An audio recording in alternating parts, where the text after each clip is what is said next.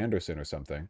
But you don't have like for the most part, like Hollywood and the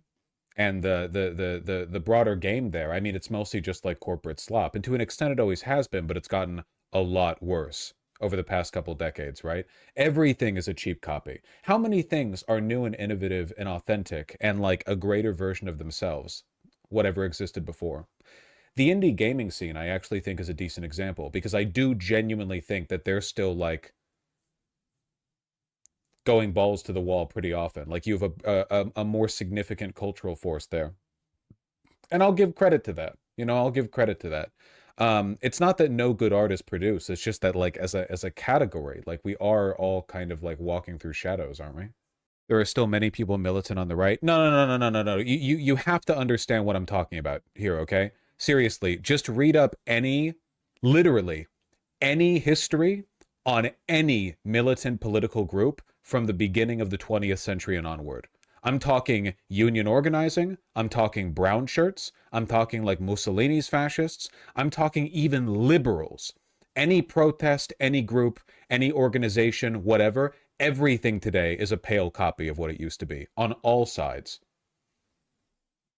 I'm not saying there are no neo-Nazis really. What I'm saying is that like if you look at what we have now on every end compared to what we used to have, it's a broader cultural nihilism. Nobody cares enough, nobody believes enough.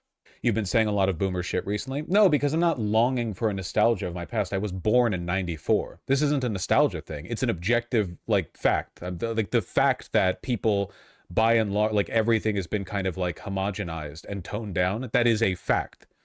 I'm not saying life would have necessarily been better back then. Yeah, it's melancholy. It's definitely melancholy. I won't say it's nostalgic though. Boomer posting is nostalgic. I resent this. I resent this attack on my character. Is there anything inherently wrong with nostalgia? Yes. Nostalgia is fascism. Look to the future, comrade. Political parties in Europe have lost millions and millions of members because no one cares to be active anymore. Yeah, and the political parties themselves are also like weak versions of their past. Seriously, look at Meloni in Italy.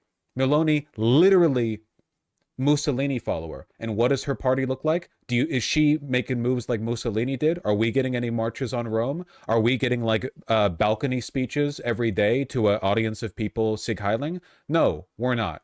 She's like, for the most part, just a racist conservative politician. Look at the AfD. Look at what the Nazis were like when they controlled a smaller share of support in Germany compared to what the AfD now commands. What were the Nazis doing back then? They were killing people. Nowadays, the AfD, what are they doing? They're posting roadside Pepe memes, Their leader is a lesbian woman. Like, Jesus. No one believes in anything. Nobody cares anymore on any side. Nobody gives a shit. I'm not kidding. Nobody cares. You do? A version of me that existed 100 years ago in the United States would probably be going out and joining, like, militant union or pro-labor protests. In fact, like demographically, that's almost certain to be the case. Nowadays, I'm trying to beat every total war campaign on very hard with every race. It's just people. It's not even a matter of like individual disinterest. It's more a matter of like the entire social weave that brought people together has been pulled apart. Like you can't be a militant labor guy because unions aren't militant. Like what are you gonna do being a militant labor guy, right? You're gonna go out there and what? Do what with who, right? It's not just about people, it's the entire framework. Is it convenience? Yeah, to a large extent. What about developing countries? Do they care? Well, yes. Go look at like the militant the resistance fighters in Myanmar, for example. Like, yes, actually, it seems like once a society gets comfortable enough, right? Once the like child mortality rates get low enough, every like society gets streamlined to a point where everything's convenience based and nobody cares anymore. I don't know. It seems to have happened all over the world in every country that's developed. That sounds good. I don't think that sounds good personally. I think that the idea that widespread comfort, health, safety, and technological development all lead to people becoming like shallow versions of their previous selves. Like everything gets kind of weaker and more transparent and more inauthentic. I think that's actually very bad in an existential sense. Like that's pretty scary. you know? The idea like, well, as a necessary consequence of society getting more convenient, everyone stops caring, right? I wouldn't say medicine's making us worse people. Don't be a disingenuous piece of shit. You know perfectly well what I'm saying.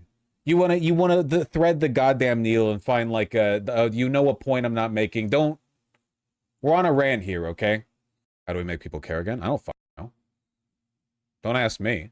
Ironically, modern medicine creates anti-vaxxers. There were anti-vaxxers back then too, but yeah, to an extent there's some truth there. Anyway, I guess it's just kind of weird because, like, if you look at popular culture, the idea is that once societies get really developed and advanced and comfortable, everyone's just kind of like using their leisure time to chill and do art or whatever. But it seems like in reality, not only do people not do that, but we don't even like produce that attitude in people broadly, you know? And the idea that it's about everyone being run through by capitalism is just not true. It's just not true. It's cope. Like when people say, well, the reason that people aren't having kids is because they can't afford them. Total bullshit. The wealthiest people in society are having fewer kids, and poor people in other societies are having the most kids in their society. It has nothing to do with the cost of raising children. Or at the very least, that's not the primary cause. It seems like, is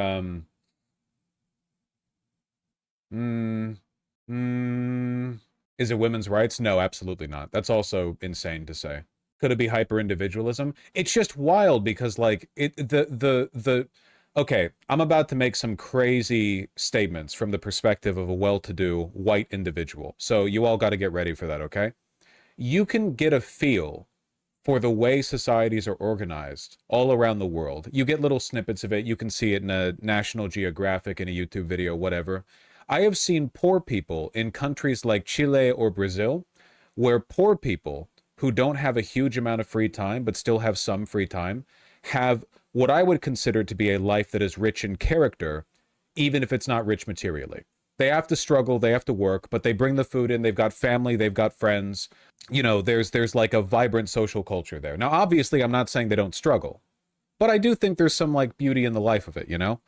There are places all over America, white and black, maybe even, God willing, Hispanic and Asian, who knows, wokeness, there are incredible things are happening these days, where you have deprived communities full of people who objectively have a higher purchasing power than those families in Chile or Brazil, who have their friends and their family around them, but their lives are wretched slop.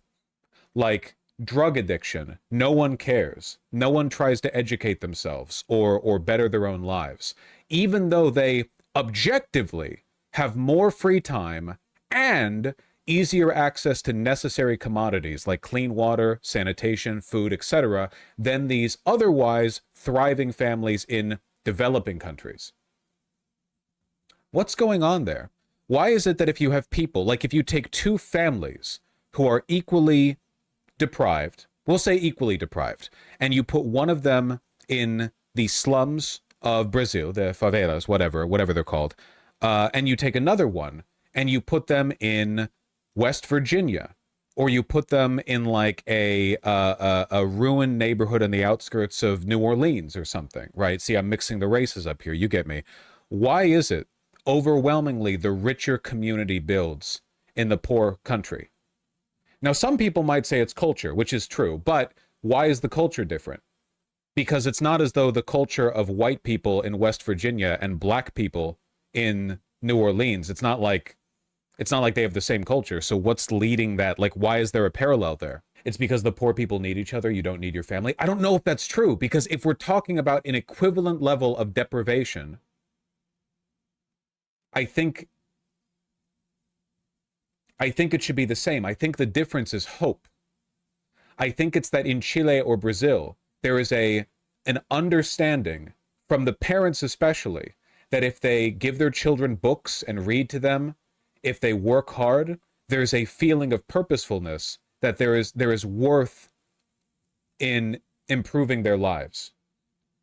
But that exists too in West Virginia, in Louisiana. But maybe it doesn't exist as much. Maybe it's the apathy thing again. Maybe like the problem with living in America or other developed countries is that you reach the ceiling. You might not be at the ceiling, but you can see it, right?